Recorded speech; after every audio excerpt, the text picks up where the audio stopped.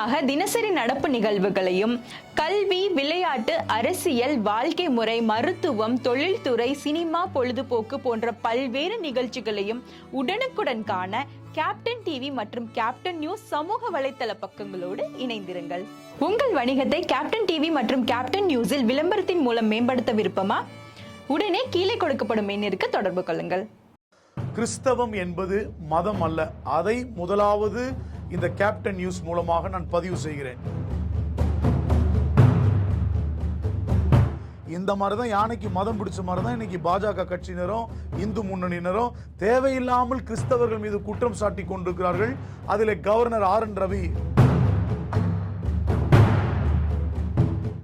ஒரு பாஸ்டர்மார்கள் போய் ஊழியம் செய்து குடிக்காத, தப்பு செய்யாத, ரவுடித்தனம் பண்ணாத, கஞ்சா குடிக்காத, விற்காத. என் சர்ச்சுக்கு பிரச்சனை வந்துருமா, எங்களை எதனா செக் பண்ணுவாங்களா, எங்க ஆலயத்தை நடத்த விடாம பண்ணுவாங்களா, இதுக்கு பயந்தே பாஜகவின் ஆளுநரின் பொய் பிரச்சாரங்கள், குற்றச்சாட்டுக்களை மக்கள் ஏற்றுக்கொள்ளக்கூடாது. பாருங்க, எல்லா இடத்துல சபைகள் பெருகி பெருகி பெருகி பெருகி இந்த குட்டி சபைகள் எல்லாம் பெருகி எல்லாரும் மாற்றப்பட்டு ஞானஸ்தானம் எடுத்து ஆலயத்துக்கு வராங்க. ஆனா அரசு பதிவின்படியாக அவர்கள் தங்கள் பெயரை கிறிஸ்தவர்களாக மாற்றிக்கொள்ளவில்லை.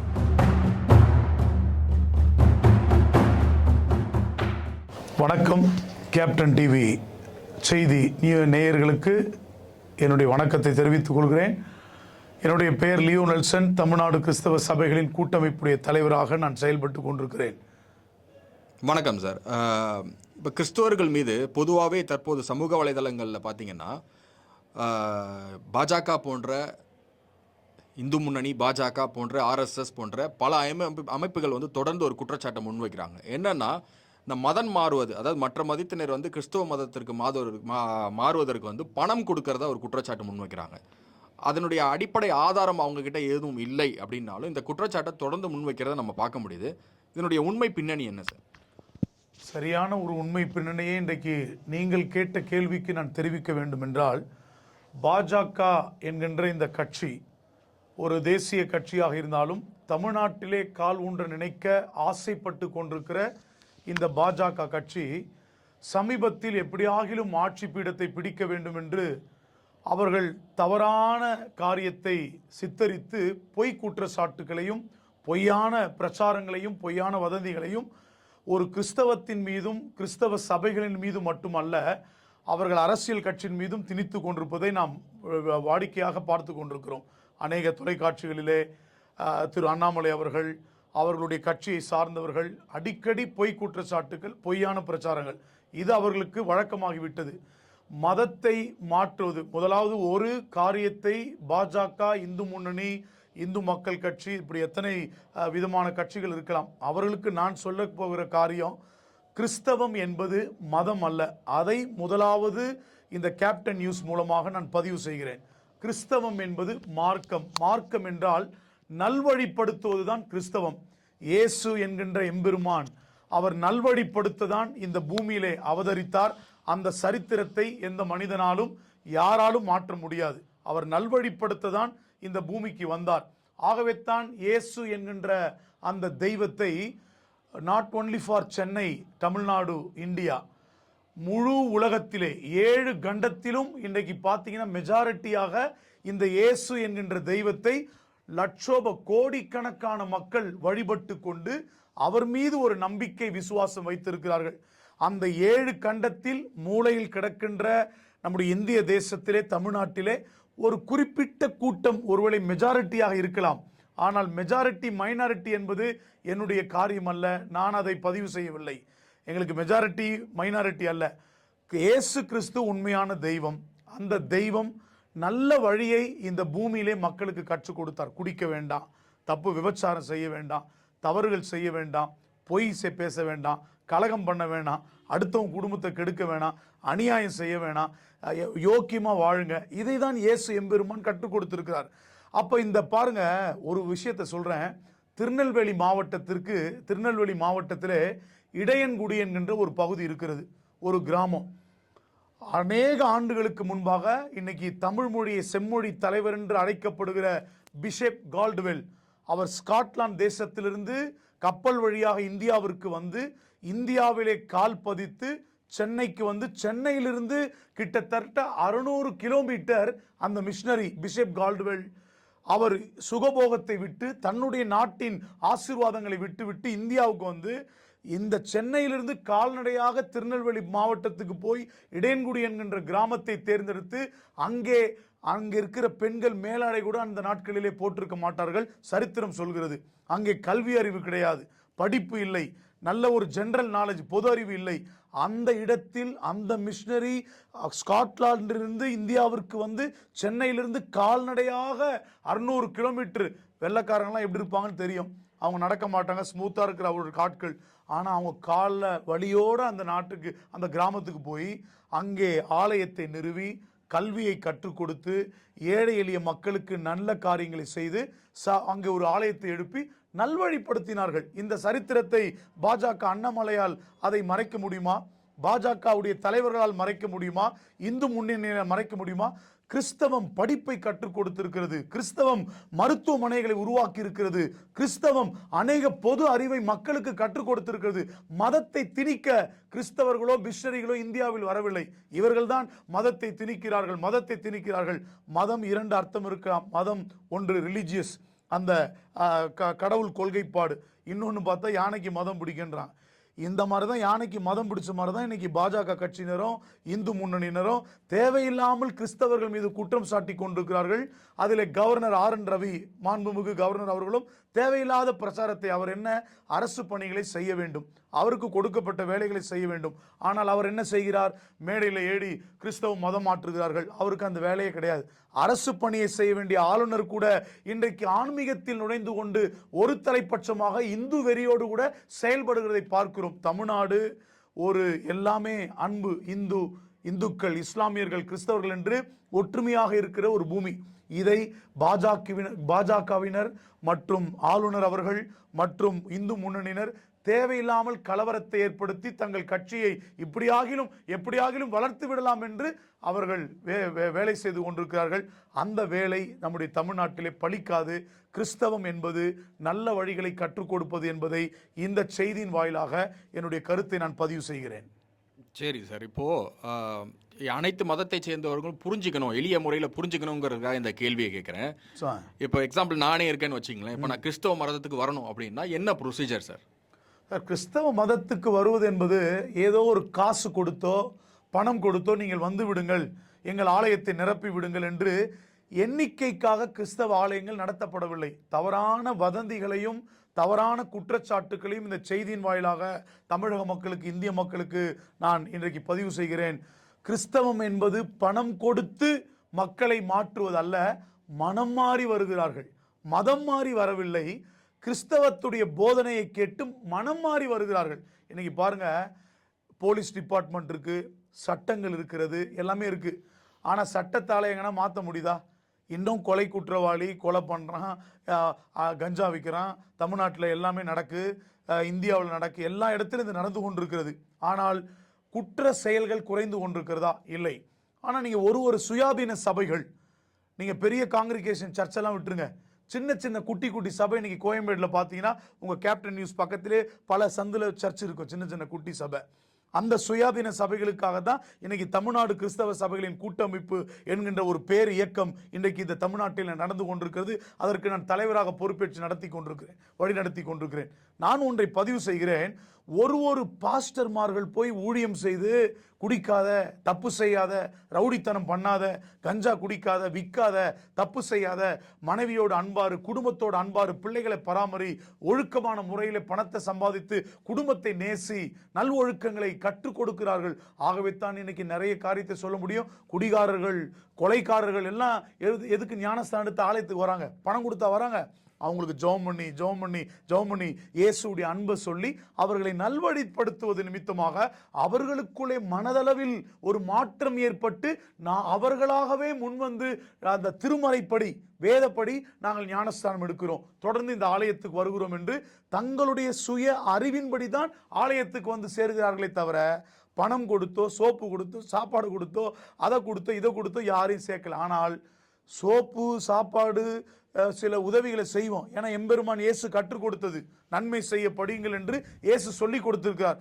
ஆகவே தான் நிறைய சமூக பணிகளை கிறிஸ்தவ பாதிரியார்கள், கிறிஸ்தவ போதகர்கள் இன்றைக்கு செய்து கொண்டிருக்கிறார்கள். ஆனால் சமூக சேவை செய்து யாரும் மதத்தை மாற்றவில்லை என்பதை, இந்த கருத்தை வலிமையாக நான் இந்த இடத்துல பதிவு செய்கிறேன். நீங்க சொல்ற கருத்தின்படி பார்த்தா பணம் கொடுத்து மாறினா தமிழ்நாட்டில் 70% பேர் இந்நேரம் கிறிஸ்தவர்களாக தான் மாறி பணம் கொடுத்து மாறி இருந்தால் 70% அல்ல, எனக்கு தெரிஞ்சு 90% மெஜாரிட்டி ஆகி எல்லா கோயில்களும் நிரம்பி வழிந்து, சபைகள், திருச்சபைகள் நிரம்பி வழிந்து எல்லாரும் கிறிஸ்தவர்களாக மாறி இருப்பார்கள். அது செய்யலை. உங்களுக்கு சரித்திரத்தின்படியும் தெரியும். அவ்வளோ சீக்கிரம் நடந்துருமா? இன்னைக்கு போய் மருத்துவமனையில் ஒரு அதற்கான ஆதாரம் கேட்டா இல்ல மருத்துவமனைக்கு போய் ஜெபம் பண்றோம். இப்போ அங்கேயும் பாருங்க, அதிகாரிகள், காவல்துறை ஜெபிக்க கூடாதுன்றான். ஏன் ஜெபம் பண்ண போறோம்? அந்த பிரச்சனையில உயிருக்கு போராடி இருக்கிறவனுக்கு இயேசு கிட்ட இருந்து ஜெபம் பண்ணி ஒரு விடுதலையை வாங்கி கொடுக்க ஜெபிக்க போறோம். அங்க போய் என்ன, எங்க காசு கொடுக்குறோம், நீங்க வந்துருங்க, நான் கூப்பிடுறோம். இல்ல, ஜெபம் வாய் வழியாக மனதளவில் இறைவனை போய் நேரடியாக சந்தித்து ஜெபிக்கிற ஒரு ஜெபம், ஒரு ஊழியம். இவைகளை தப்பான பிரச்சாரம் அவங்களையும் போய் பண்ண சொல்லுங்க, தப்பு இல்லை. இப்போ இந்துக்கள் எல்லாம் கோயிலில் பெரிய திருவிழா கொண்டாடலையா? பெரிய ஒரு தெருக்கு கோயில் இல்லையா? கிறிஸ்தவர்கள் யாரும் அதை பத்தி பெருசா பேசுறது இல்லைன்னா, இப்போ எங்க ஆளுங்களுக்கு ஒரு பெரிய தப்பு என்ன தெரியுமாங்க? அன்பு அமைதின்னு போயிடுவாங்க. அன்பு தேவைதான், ஆனா சண்டை போடுறதுக்கு இப்ப நான் சொன்ன மாதிரி ஆர்.என். ரவி அவர்கள் பேசின அந்த கருத்து கூட உங்க ஆட்கள் யாரும் வரல. ஏன்னா பயம். நிறைய பேருக்கு இப்ப என்னன்னா, எனக்கு பிரச்சனை வந்துருமா, என் சர்ச்சுக்கு பிரச்சனை வந்துருமா, எங்களை எதனா செக் பண்ணுவாங்களா, எங்க ஆலயத்தை நடத்த விடாம பண்ணுவாங்களா, இதுக்கு பயந்தே சில பேர், பெரிய பெரிய கிறிஸ்தவ தலைவர்கள் வாய் பேசாமல் அமைதியாக உள்ளுக்குள்ளே கூடாரத்தில் ஊழியம் செய்து கொண்டிருக்கிறார்கள். ஆனால் நான் வெளியில் நீங்கள் கூப்பிட்ட உடனே இது பதிவு செய்ய காரணம், எங்களுக்குன்னு ஒரு சூடு சொரண ரோஷம் இருக்கு. இது ஆணவமோ அகங்காரமோ ஒரு மத வெறியோ அல்ல, இருக்கிற உண்மையை வெளிப்படுத்துகிறோம். இயேசு நல்லதை சொல்லி கொடுத்தார், அதை கற்றுக் கொடுக்கிறோம். எப்ப பார்த்தாலும் மதத்தை மாத்திட்டாங்க, பணம் கொடுக்குறாங்க. ஏங்க ஊழியம் செய்யறதுக்கே ஒரு பாஸ்டர்கிட்ட பணம் இல்லைங்க, வாடகை கட்ட பணம் இல்லை, கரண்ட் பில் கட்ட பணம் இல்லை, அந்த பாஸ்டருடைய குடும்பம் நடத்த பணம் இல்லை. அப்புறம் எப்படி பணம் கொடுத்து வெளிநாட்டு பணம்லாம் இன்னைக்கு வருதா? சரித்திரப்படியாக நீங்க பாத்தீங்கன்னா, என்னைக்கு பாஜக இந்தியாவில் ஆட்சி அமைத்ததோ வெளிநாட்டிலிருந்து வந்த சமூக பணங்களை எல்லாம் தடை செய்து விட்டார்கள். உங்களுக்கு தெரியும், பெரிய பெரிய ஃபண்ட்ஸ் எல்லாம் வந்துருச்சு. அந்த ஃபண்ட்ஸ் எல்லாம் இவங்க முடக்கிட்டாங்க. இன்னைக்கு நிறைய ஸ்தாபனங்கள் முடக்கப்பட்டிருக்கிறது. அந்த ஃபண்ட்ஸ் கிடைக்காம ஸ்டாப் பண்ணிட்டாங்க. எனக்கு தெரிஞ்சு சார், ஒரு ஊழியருடைய ஸ்தாபனத்தில் கூட அந்த ஃபண்ட்ஸை தடை பண்ணாங்க. ஆனால் அவர் செஞ்ச நல்ல விஷயம் என்ன தெரியுமாங்க? அவர் வெறும் கிறிஸ்தவர்களுக்கு மட்டும் உள்ளே நீங்கள் படிப்பு கற்றுக் கொடுக்கிறோம், உங்களுக்கு ஃபீஸ் கட்டுறோம், ஸ்கூல் ஃபீஸ் கட்டுறோன்றதில்ல, இந்துக்கள், இஸ்லாமியர்கள், கிறிஸ்தவர்கள் எல்லாரும் இணைத்து அவர்களுக்கு மாலை நேர இரவு பள்ளி பாடசாலை, அவர்களுக்கு இலவச கல்வி கட்டணம், இப்படி நிறைய தொண்டுகளை செய்தார். ஆனால் அவருடைய ஆதங்கம் இன்னைக்கு சொல்றாரு, எங்களுடைய ஃபண்ட்ஸை கட் பண்ணிட்டு அது வராதபடி செஞ்சுட்டு நாங்கள் ஏதோ மத மாற்றத்தை செய்தோம், மதத்துக்கு முன்வைத்து, கிறிஸ்தவத்தை முன்வைத்து செஞ்சோன்னு சொல்லி எங்கள் மேலே இன்கம் டேக்ஸ் மூலமாக ஒரு பெரிய கேஸ் போட்டிருக்கிறாங்க. இந்த வழக்கு ஓடிக்கொண்டிருக்கிறது. அப்போ பாருங்க, இவருடைய வேலை என்ன? இந்த பணம் இருக்கிறதுனால தானே நல்ல சேவைகள் மக்களுக்கு போகிறது, அது நிமித்தம் எல்லாரும் சபைகளுக்கு போறாங்கன்ற ஒரு பெரிய நோக்கம் பாஜகவுக்கு இருக்கு. அந்த நோக்கத்தை வைத்து ஃபண்ட்ஸை தடை பண்ணுறாங்க. தடை பண்ணிட்டு போட்டோம். ஆனால் இன்னைக்கு என்ன சபை நடக்காமையா போகுது? எல்லா சபை நடந்து கொண்டிருக்கிறது. பணத்தை வைத்து சபைகள் அல்ல, ஊழியம் அல்ல, கடவுள் எம்பெருமான் இயேசுவை வைத்து தான் சபையும் கடவுளும். கிறிஸ்தவ சபை என்பது மதத்தை மாற்றுவதற்கு போதனை கொடுப்பது அல்ல, மனம் மாற்றுவதற்கு போதனை கொடுப்பது தான் கிறிஸ்தவ சபைகள் என்பதை நான் இந்த இடத்துல சொல்லுகிறேன். மக்கள் தெளிவாக புரிந்து கொள்ள வேண்டும். பாஜகவின் ஆளுநரின் பொய் பிரச்சாரங்கள், குற்றச்சாட்டுக்களை மக்கள் ஏற்றுக்கொள்ளக்கூடாது. அதிலே மக்கள் தெளிவாக இருக்க வேண்டும். ஒற்றுமையை சீர்குலைக்க நினைக்கிற இவர்களுடைய வேலைகளை நாம் தான் அடக்க வேண்டும். ஓகே சார், இப்போது ஆஸ் பர் டேட்டா வைஸே சொல்கிறேன், உலகெங்கிலும் பெரும்பான்மையாக இருக்கக்கூடியது பார்த்தீங்கன்னா கிறிஸ்துவர்களும் இஸ்லாமியர்களும் தான் இருக்காங்க. ஆனால் நம்ம தமிழ்நாட்டை பொறுத்த வரைக்கும் அவங்க ரெண்டு பேரையும், அதாவது இஸ்லாமியரும் கிறிஸ்துவரும் சிறுபான்மைன்னு நம்ம மென்ஷன் பண்ண வேண்டியதாக இருக்குது. அதனுடைய பின்னணி என்ன சார்? நீங்கள் சொல்கிற மாதிரி 7 கண்டத்தில் பார்த்தீங்கன்னா இஸ்லாமியர்கள், கிறிஸ்தவர்கள் பெரும்பான்மைகள் தான்.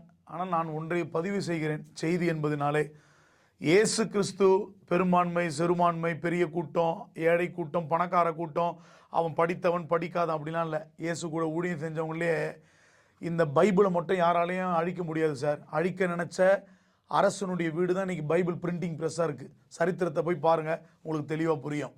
எந்த புக்கு வேணால் அழிஞ்சு போயிட்டு இருக்கும். ஆனால் பைபிளை மட்டும் அழிக்க முடியும். உலகத்திலேயே அதிகம் விற்பனையாகிற புத்தகம் எது தெரியுமா சார்? வேதாகமம், பரிசுத்த வேதாகமம், பைபிள் தான். அந்த பைபிள் தான் அதிகமாக அது விற்பனை ஆகி கொண்டே இருக்கிறது. அப்போ அந்த பைபிள் படி நீங்கள் பார்த்தீங்கன்னா கடவுள் வந்து நல்லதை சொல்கிறாரு சார். பணக்காரன், கிறிஸ்தவன், அவன் இவன். இப்போ கிறிஸ்தவன் பாருங்கள், திடீர்னு அரசியல்வாதியா சினிமாக்காரன் ஒதுக்குவாங்க. ஆனால் இயேசு பாருங்கள், அரசியல்வாதி சினிமாக்காரன் அப்படிலாம் ஒதுக்க மாட்டார். இயேசுடைய பார்வைக்கு எல்லாமே தம்முடைய பிள்ளைகள் என்று தான் அவர் பார்ப்பார். அவர் இந்துக்கள், இஸ்லாமியர்கள், கிறிஸ்தவர்கள், அந்த ஜாதி இந்த ஜாதி எப்படி சார் வந்துச்சு? இவனுங்க உருவாக்கி தமிழ்நாட்டில் 1008 ஜாதியை உருவாக்கிட்டான், 1008 கோயிலை உருவாக்கிட்டான், 1008 சிலைகளை உருவாக்கிட்டான். இதெல்லாம் கடவுள் வந்து ஒரு கடவுள் இயேசு கிறிஸ்து ஜாதி மதம் எதையும் உருவாக்கல. அவர் எல்லாரையும் ஒரே பார்வையில் தான் இயேசு கிறிஸ்து பார்க்குறார். நல்லதை தான் சொல்லி கொடுக்குறார். ஒரு கணத்தில் அறிஞ்சால் மறு கணத்தை காட்டு, அன்பு செலுத்து. இப்போ கூட இந்த பேட்டி வழியாக கோவப்பட்டு ஆக்ரோஷமாக நான் பேசலாம், ஆனால் நான் போய் அடிக்கிறதுக்கு நான் போக மாட்டேன். என்னுடைய ஆதங்கத்தை தான் தெரிவிக்கிறேன், அதை நான் சொல்லி கொடுக்குறேனே தவிர எனக்கு அவங்க மேலே விரோதமோ பகையும் கூட கிடையாது. இயேசு கிறிஸ்து நல்லதான் சொல்லி கொடுக்குறார். நல்லா புரிஞ்சுங்க. சிறுபான்மை பெரும்பான்மை கடவுள் இயேசு கிறிஸ்து பார்வைக்கு அல்ல, மக்கள் பார்வைக்கு தான் அதெல்லாம். ஆனால் இன்னொரு பக்கம் முழு உலகத்தில் கிறிஸ்தவர்கள் அதிகமாக இருந்தாலும் தமிழ்நாட்டில் இன்னொரு நல்ல ரகசியத்தை, சரித்திரத்தை நீங்கள் பதிவு செய்கிற சார். அதிக கிறிஸ்தவர்கள் தான் சார் அதிகம், இந்துக்கள் இஸ்லாமியர்கள் கிடையாது. அதை நான் எப்படி சொல்கிறேன்? தமிழ்நாட்டிலேயே சொல்கிறீங்க? ஆமாம் சார். நீங்கள் நல்லா பாருங்கள், தமிழ்நாட்டில் தான் சொல்கிறேன், ஆணித்தரமாக சொல்கிறேன். சரித்திரத்தில் வேணால் இல்லாமல் இருக்கலாம், ஆனால் ஒரு சபையில் நீங்கள் போய் சர்வே பண்ணி நீங்கள் சொல்கிறது டேட்டா படி வேணால் இல்லாமல் டேட்டா படி இல்லாமல் இருக்கலாம். ஆனால் உண்மையாக பார்த்தீங்கன்னா ஒரு சர்ச்சில் இப்போ வியாசார்பாடி அந்த இடத்துல பார்த்தீங்கன்னா அந்த பெரம்பூர் தொகுதி, வியாசார்பாடி பெரம்பூர் தொகுதியில் இருக்குது, வட சென்னையில். அந்த இடத்துல எனக்கு சர்வே படி பார்த்தீங்கன்னா குட்டி குட்டி சபைங்க சார், சுயாதீன சபைகள் 2000 சபைக்கு மேலே இருக்குது. அப்போ பாருங்கள், எல்லா இடத்துல சபைகள் பெருகி பெருகி பெருகி பெருகி இந்த குட்டி சபைகள் எல்லாம் பெருகி எல்லாரும் மாற்றப்பட்டு ஞானஸ்தானம் எடுத்து ஆலயத்துக்கு வராங்க. ஆனால் அரசு பதிவின்படியாக அவர்கள் தங்கள் பெயரை கிறிஸ்தவர்களாக மாற்றிக்கொள்ளவில்லை. ஒரு கெசட்டில் போய் பேர் மாற்றி நியூஸ் பேப்பரில் அட்வர்டைஸ்மெண்ட் கொடுத்து, இந்த மாதிரி ராமனாக இருக்கிற என் பேர் ராபர்ட்டாக மாறிவிட்டது, முத்துலட்சுமியாக இருக்கிற என் பேர் எஸ்தராக மாறிவிட்டது என்று கெசட்டில் போய் பேர் மாற்றலை. ஏன்னா சில அரசு திட்டங்கள் கிடைக்காம போயிடுமோ, அரசு வேலை கிடைக்காம போயிடுமோ. ஏன்னா இன்னும் இப்போ எனக்கு திமுகவுடைய அரசுக்கு நான் ஒரு கோரிக்கை வைக்கிறேன். அது என்னவென்றால், அவங்க எல்லாருக்கும் அந்த சலுகைகள் கிடைக்க வேணும். ஆதி திராவிடர் நலத்துறையிலே அந்த தலித் மக்கள் அந்த ஒரு சில ஸ்கீம் இருக்கு, திட்டம், அதை கிறிஸ்தவர்கள் என்பதனாலே ஒதுக்கக்கூடாது. அவர்களுக்கும் அந்த திட்டம் கிடைக்க வேணும். அப்போதான், ஏன்னா அதுக்கு பயந்து தானே யாருமே பேரை மாற்றாமல் இருக்கிறான். மாற்றிட்டானா நான் சொல்கிறேன் பாருங்கள், 90% கிறிஸ்தவர்கள் ஆகிடும் தமிழ்நாடு. இல்லை, இப்போ இயேசு கிறிஸ்துவை பின்பற்ற வேண்டும் அப்படின்னாக்கா அவங்க ஞானஸ்தானம் எடுத்தாக வேண்டிய கட்டாயம் இருக்கா? பேர் மாற்றணுமா சார்? அதை இயேசு கிறிஸ்துவை பின்பற்றுறதுக்கு இயேசு கிறிஸ்து எங்களுக்கு சொல்லி கொடுத்தது என்னன்னு கேட்டிங்கன்னா, என்னை விசுவாசிக்கிறவன் நம்புகிறவன், அதாவது இயேசு கிறிஸ்துவை விசுவாசிக்கிற நம்புகிறவன் என்னை போல ஞானஸ்தானம் எடு. ஏன்னா இயேசு கிறிஸ்து 2000 ஆண்டுகளுக்கு முன்பாக யோர்தான் நதிக்கரையிலே, இஸ்ரேல் நாட்டில் இருக்கிற யோர்தான் நதிக்கரையிலே அவர் ஞானஸ்தானம் பெற்றார் என்று பைபிள் சொல்லுது. அப்போ அவர் ஞானஸ்தானம் பெற்றார், அதை தான் சொல்லி கொடுத்தார். சீஷர்களுக்கு 12 சீஷர் சார். அதில் ஒரு சீஷர் இந்தியாவுக்கு வந்தார், தோமா. அவர் இந்தியாவுக்கு வந்தார், இந்தியாவிலே தமிழ்நாட்டில் இருக்கிற சென்னைக்கு வந்தார், சென்னையில் கால் பதித்தார். மயிலாப்பூர் சென்ட் தாமஸ் மவுண்டு சரித்திரபூர்வமான ஒரு நிகழ்வு, உங்கள் எல்லாருக்கும் தெரியும், உங்களுக்கும் தெரியும். ஒரு சரித்திரம் படைத்த இயேசு கிறிஸ்துவின் சீடர், அவரோடு இருந்தவர் இந்தியாவுக்கு சென்னையிலே கால் பதித்திருக்கிறார். அந்த பதிவு, அந்த கால் பதிவுகள் எல்லாம் சரித்திரமாக சென்ட் தாமஸ் மவுண்டில் சொல்லப்பட்டிருக்கிறது, நம்ம சர்ச்சில் சொல்லப்பட்டிருக்கிறது, உங்களுக்கு எல்லாருக்கும் தெரியும். அந்த சீடர்களுக்கு இயேசு முதல்ல கொடுத்த அறிவுரை என்னன்னு கேட்டீங்கன்னா, நீங்கள் போய் ஞானஸ்தானம் கொடுங்கள் அப்படின்னு சொன்னார். சகல ஜாதிகளையும் சீஷராக்குங்க, சகல ஜாதிகளையும் சீஷராக்குங்க. எல்லாரையும் போய் காசு கொடுத்து மனம் மாற்றுங்க, சோப்பு பவுடர் கொடுத்து மனம் மாற்றுங்கன்னு சொல்லலை, சீஷராக்குங்கன்னு சொன்னார். டிசைபிள்ஷிப், சீஷத்துவம். சீஷர்னா என்னது? இயேசு எப்படி நல்லவராக இருந்தாரோ அந்த மாதிரி நல்லவர்களாக அவங்களையும் மாற்றுங்கப்பா. நல்லதை தான் கற்றுக் கொடுத்தார். மதத்தை மாற்றுங்க சொல்ல இந்த ஆட்கள்லாம் சொல்லித்தராங்க பாருங்கள். தேவையில்லாமல் இந்த பிஜேபிக்காரங்களும் ஆளுநரும் பாருங்கள், வேலை வெட்டி இல்லாமல் சில விஷயத்தை சொல்கிறாங்க பாருங்கள். மதத்தை மாற்றிட்டாங்க, பணத்தை கொடுக்குறாங்க, மதத்தை மாற்றிட்டாங்க. கையும் களவுமாய் பிடித்து அந்த அடையாளத்தை சொல்லுங்கள், அப்பொழுதுதான் நம்புவோம். பணம் கொடுத்து மதம் மாற்று. சும்மா வாய்ச்சாடலாக பேசக்கூடாது. எதை ஒன்றையும் எந்தவித பதிவு தெரியாமல், அடையாளம் இல்லாமல் எதையும் தப்பான பொய் குற்றச்சாட்டுகளை யாரும் பதிவு செய்யக்கூடாது என்பதை நான் கண்டனம் பதிவு செய்கிறேன் இந்த இடத்துல.